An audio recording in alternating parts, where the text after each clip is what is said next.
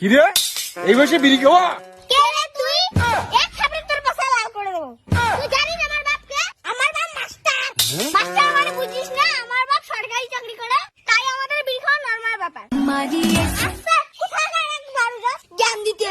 তোদের বাপ সরকারি চাকরি করে বলে এই বয়সে বিড়ি খাবি, এটা কোনো কথা?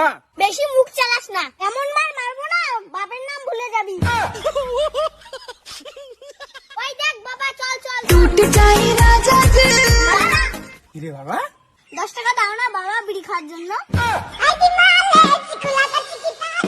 আরে বাবা, সকালেই তো দুই ভাইকে 2 ধোকা বিড়ি দিলাম, শেষ করলি? 2 ধোকা বিড়িতে 1 দুপুর চলে বাবা, তুমি বলো। তা তো ঠিক রে বাবা।